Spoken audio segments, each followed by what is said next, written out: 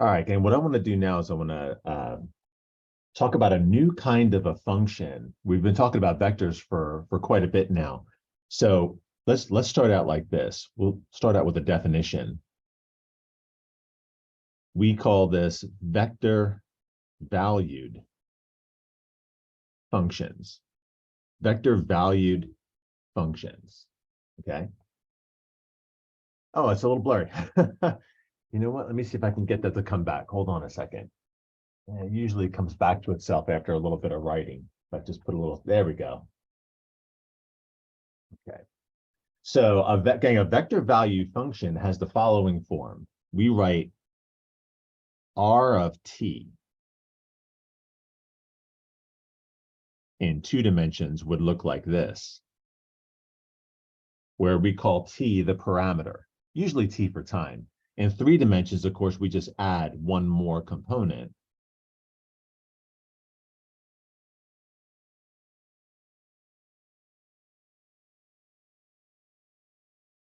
Like this, okay? They're called vector valued functions. Their domain is a set of all real numbers t that you can input into all 3 of these components, or these 2 right here, and get a real number back, we say, okay? Now, when you want to find when you actually want to calculate or determine the domain, of a vector value function, for example, suppose it's got 3 components like this, then what you have to do is you have to find the domain of each individual component and see where they all overlap. In other words, the intersection. Okay, so that's the domain. The output or the range is a set of vectors. Okay, is the set of vectors. So, for example,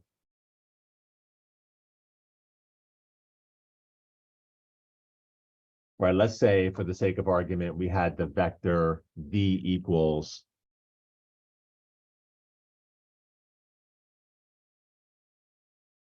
1, 2, 3. Okay, we know that that's a vector in standard position whose initial point is at the origin and whose terminal point is the coordinates 1, 2, and 3. In other words, the vector gives the position of a point, if you will, or object at the location 1, 2, 3.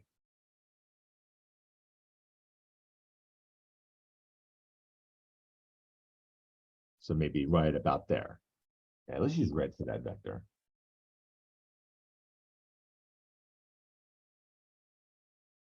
Okay. But we say that's static. Okay, it's static. In other words, the point is what it is, and we expect that's maybe a snapshot of an object that's moving with respect to time. So in general, if we write R equals X, Y, and Z, okay, we would say that this is the position vector for a point or object whose coordinates are X, Y, and Z. But that's it. We assume that's like a snapshot in time of an object that maybe is moving along a path. Okay, that's a snapshot in time. But if you want to describe the entire path that the object actually travels on, that's where this comes in.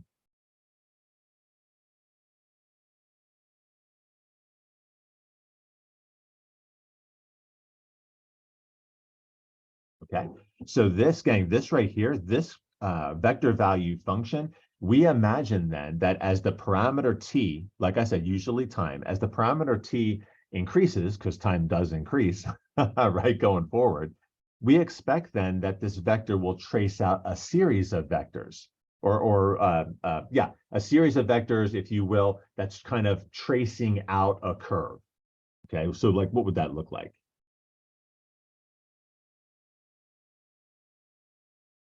Right, so let's say you've got some curve, we'll call it capital C, all right? And then maybe right here is the vector R whose coordinates are X, Y, and Z, right? So that would be R. But as time advances, maybe that red vector right there moves to this location. And then as T increases more, the object moves to this location, right? So every time T increases, you get a new point that's on the curve. And what we imagine, gang, what the arrow is doing is actually tracing out the curve. And notice the orientation of the curve, we call it, would be the direction in which the object is moving along the curve as the parameter value T increases. We call that the positive orientation of the curve. all right? That's the direction the curve is generated as the parameter increases, okay? So vector value functions represent curves. Actually, again, you've seen them already. Let me show you. Let me show you what I'm talking about.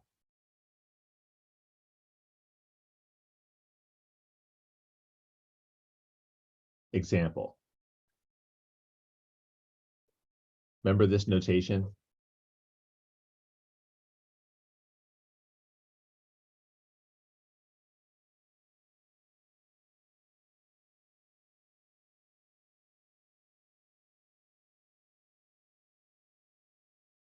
Okay, remember, those are the parametric equations for a line, right? Those are the parametric equations for a line.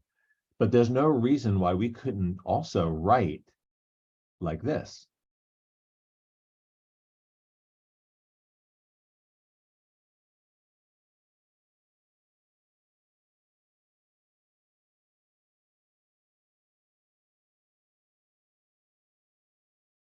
Okay, right? So here, the parametric equations for the line are given as these three separate equations, to be sure, but notice how I consolidated them into just one vector valued function. Here again, don't forget, as long as we're talking about this, don't forget the direction vector. I'll make a note of that right here, right? Remember, when you want to find the parametric equations of a line in space, you need two things. You need a point on the line, right? A point on the line, which in this case would have coordinates 2, 1, 5. And a vector that point is parallel to the line, called a direction vector. And that direction vector we call v, and in this case is equal to 3, -2, and 2. Okay. Now, what happens here is, as the value for t, the parameter, increases, what this vector value function is going to do is it's going to actually trace out this line right here.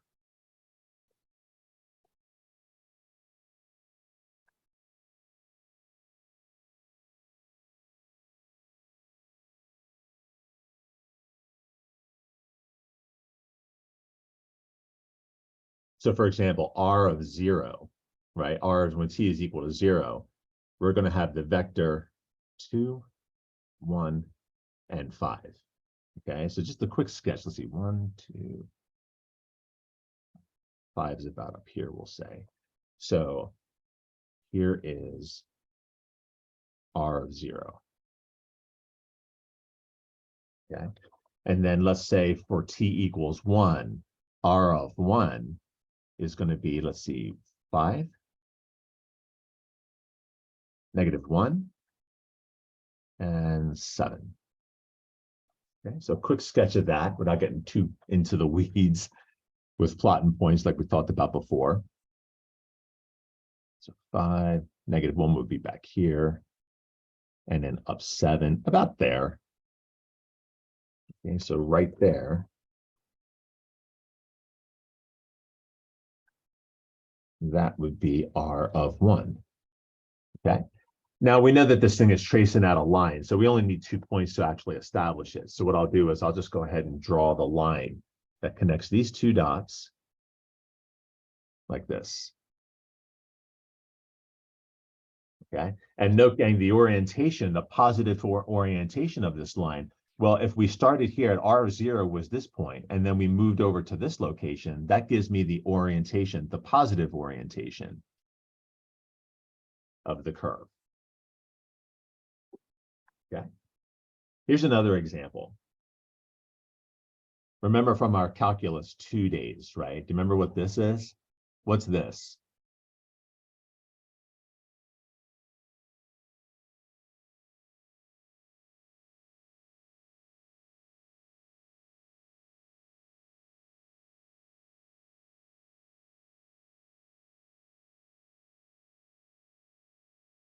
Remember what that is? Yeah, good. It's a circle, right? In fact, it's the unit circle centered at the origin, and its orientation is counterclockwise. All right, so we've seen this before in the form of a vector value function. Would simply look like this.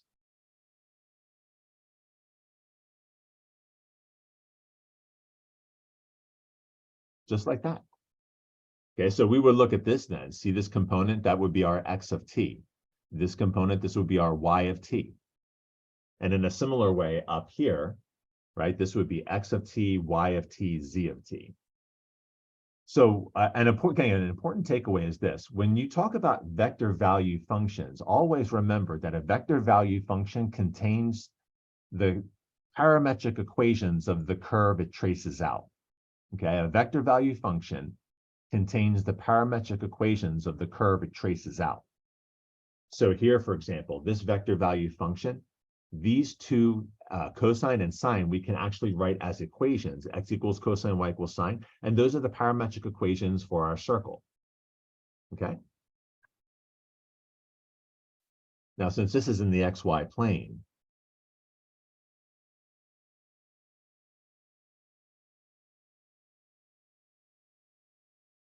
okay, there's our circle. We know it's counterclockwise rotation, so I'll indicate that right away, okay? But for example, what's r of 0, right? What's r of 0? Well, t equals 0 seconds, right? The position of an object moving along this path is going to be the cosine of 0, which is 1, and the sine of 0, which is 0. Well, that's going to give me, that's the standard unit vector I. That's right here.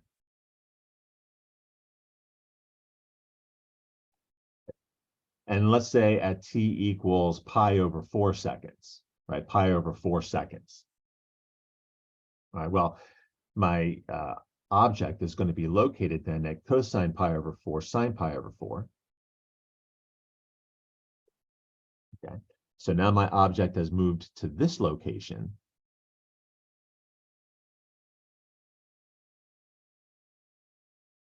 Okay, in a counterclockwise direction. Okay, what do you think of that? Good, it's not too bad. It's not too bad. All right, now they are functions, right? So we should mention a couple of things about functions before we start talking about more, or before we talk more about these things. So for example, like what kind of things are we interested with functions? Well, domains and ranges for one, right? We already mentioned that at the top of the presentation. Let's maybe actually do an example of one of those. Let's say we have a vector value function whose components are as follows.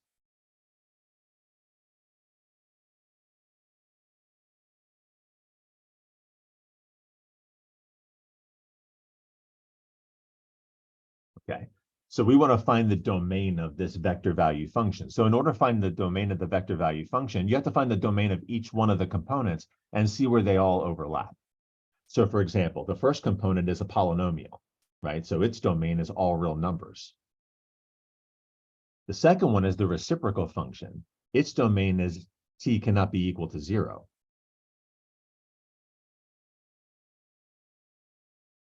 And the third component is the basic square root function. Its domain is all real numbers greater than or equal to 0.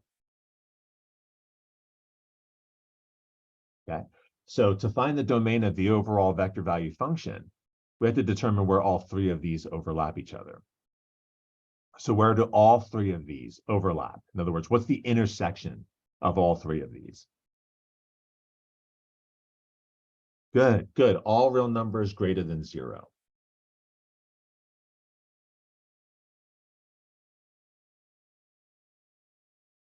Okay, so that's how you find the domain. So now the range is going to be a set of vectors, right? The range is a set of vectors. And if you want to find any one of those vectors, any one vector, all you have to do is take any value of t greater than 0, force that into your vector value function to produce a new vector.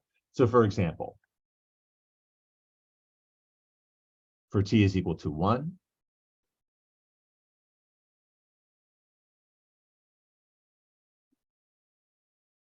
for t is equal to 4,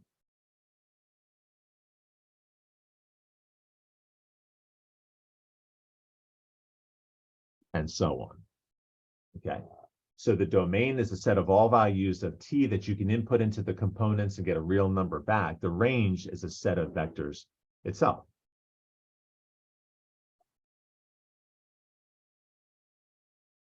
Here's something. How about this?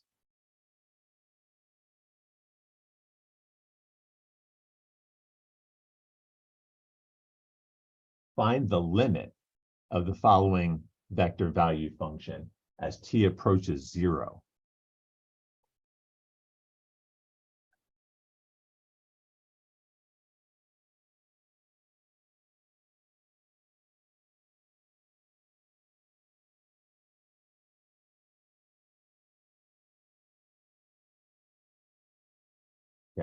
So that's new also, right? So how do we find the limit of a vector value function? Gang, it is as simple as this. To find the limit of a vector value function, you find the limit of each component of the vector individually. Okay, so in other words, you find this.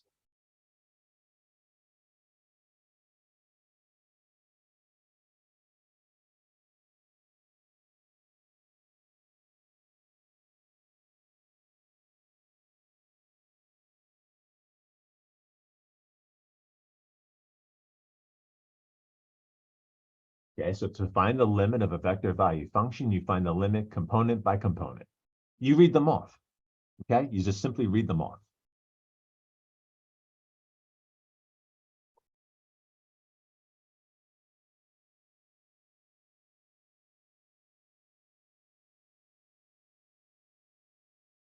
Okay, so what does that mean? So as the parameter values you use are getting closer and closer to zero, we imagine like a bunch of vectors that are moving towards this limiting position right here.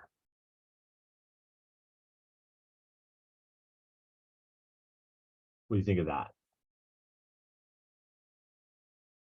Okay, all right, let's see. How about this?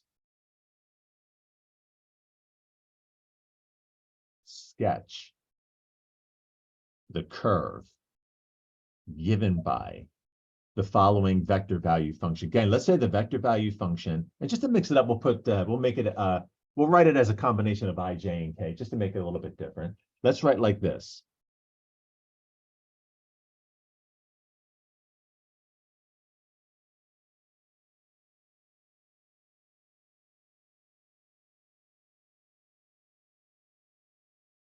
Okay, so what does this vector value function represent? Well, what's the curve that it traces out? Okay, I know it's a little blurry. It'll come back to itself. So one way that we can start to see this game is to consider what happens when t is equal to 0. If t is equal to 0, then you've just got this. Right, and remember, these, right, we said that a vector value function contains the parametric equations of the curve that it traces out. If you just momentarily let t equal 0, then we're just looking at these two, and these are the parametric equations for the unit circle centered at the origin, whose orientation is counterclockwise. Okay, so quick sketch of that would look like this.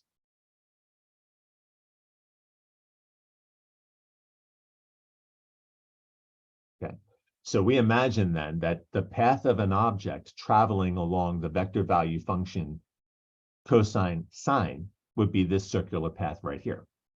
Okay, now put the z component back in. Okay, so what's going to happen is this third component is going to give the object depth, or in other words, height from the xy plane. It's going to lift the object out of the xy plane. Again, here's what that's going to look like. R of 0. First of all, what's R of 0? Let's do that one first. Well, R of 0 is going to be 1, 0, 0. That's the standard unit vector I. That will put you right here. Okay, there's R of 0. But as the parameter value for t increases, the third component is going to increase as well. So what that means is the path that's going to trace out is actually going to look like this. See, it's lifted out of the xy plane. It's a helix. It's a helix. That's what it is. Okay. So this vector value function traces out the path of an object, which is this red helix right here. Interesting thing, gang, if you might look at this and think to yourself, wow, that looks like a cylinder, and you would be right. We say that this helix wraps around the cylinder, the circular cylinder, x squared plus y squared equals 1. Okay, now these things are typically hard to draw, gangs. Most of the problems are pretty contrived, but you can find computer generating programs anywhere on the internet that can actually graph these things for you. It's definitely worth a look-see. I think I've got one right here. Let me see if I can find it. Hold on a second.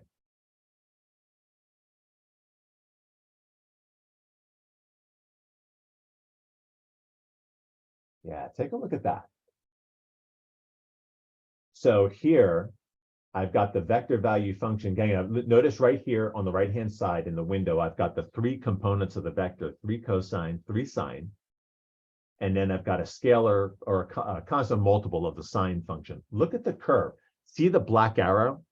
That black arrow is the vector that's actually tracing out that orange curve as the parameter increases.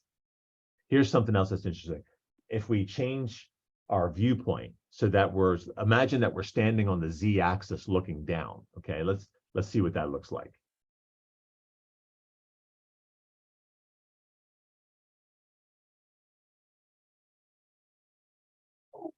Okay, what does that look like? Yeah, the circle, right? That's that circle. If you could project the curve, in other words, its shadow, the shadow of the curve onto the XY plane, it would be the equation of the circle centered at the origin, whose radius is 3. Okay. All right, let's tilt it back up so you can see the rest of it again. Right, so there's your curve right there. So sometimes it's above the horizontal or the XY plane, and sometimes it's below.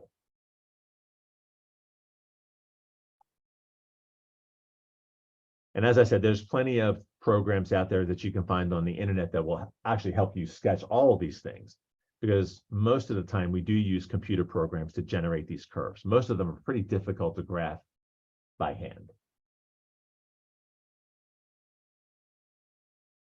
Okay.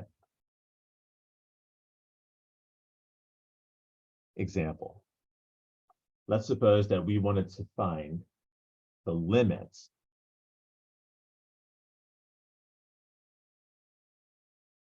as t approaches, we'll say pi, of the vector value function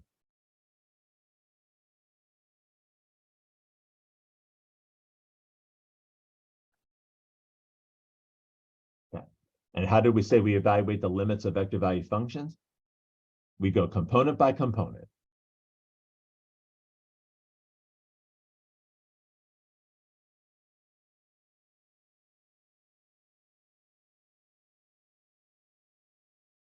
Okay, how's that look?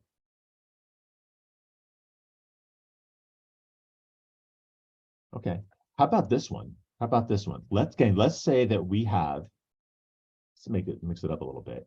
Let's suppose that you've got the curve already.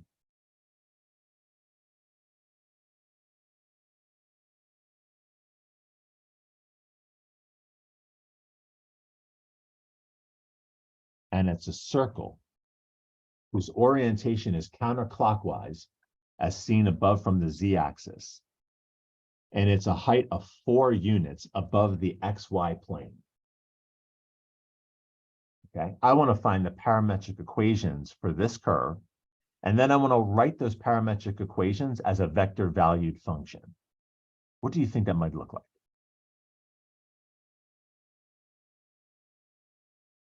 Yeah, okay, let's try this. Maybe we can write the curve like we did back on our calculus 2 days, like this. It is a circle. Okay, let's say, oh, I forgot to give you the radius. Let's say the radius of the circle is 2. So we could write then x equals 2 cosine t, y equals 2 sine t, z equals 4, right? Because for any point on that red curve now, that red circle, the z coordinate is always going to be 4. And then we'll say the parameter values range from 0 to 2 pi. Now to write it as a vector value function, we just simply write like this.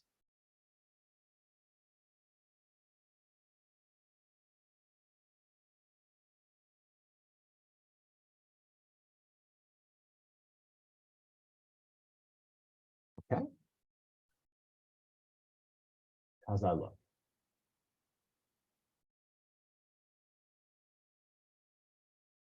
So that particular curve is not too bad. It matches our experiences. We did a lot of circles, right, given parametrically back in our calculus 2 days. How about this? Suppose that we wanted to find, let's get a clean sheet of paper here.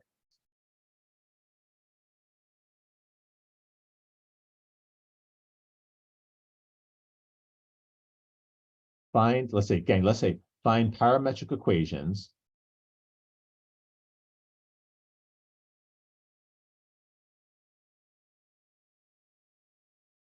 for the line that contains the points, let's say the point, see, I got an example right here. Hold on, let me. Yeah, 1, 3, -2. And the point Q, 2, -1, 3. Okay. All right. Now, so let's just say our line maybe looks like this. Okay, so here's the point P. Here's the point Q. Now remember, to find the parametric equations of a line, we need two things. We need a specified point on the line. We've got two to choose from. And we need a vector that's parallel to the line, which we don't have, but we know that we can make one on our own. Let's make the direction vector the vector from P to Q. All right. So here, our direction vector V from P to Q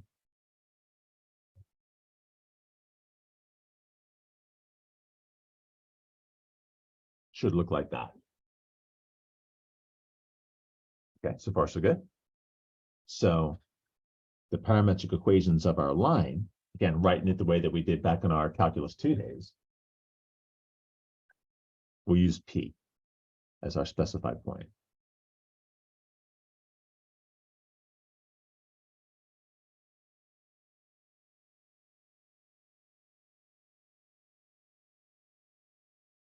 Oh, you know, okay, sorry about that. That right there, that should be a 1. The next one is -4.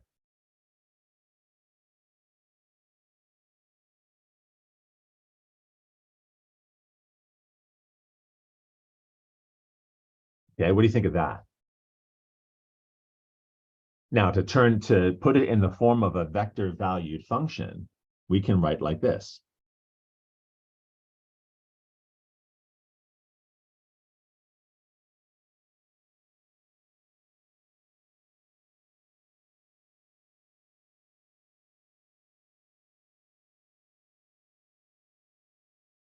Notice also, even though this isn't really necessary, but you could certainly do this if you like, you could rewrite this like this.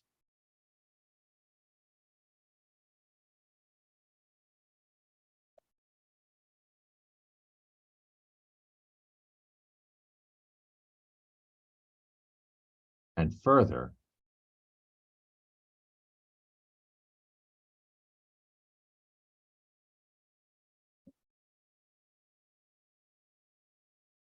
like that. Notice that this now has the form R equals R sub 0 plus VT, which we saw before when we were talking about the parametric equations of lines. And we didn't talk about vector value functions at the time, but we see now, we see it for what it is. When we were writing the parametric equations of the lines, we were this, again, when you write it like this, you're actually talking about a vector valued function, okay? So we'll study more of this as we go along. Vector valued functions play a special role, especially when we get in near the end when we talk about the integral theorems.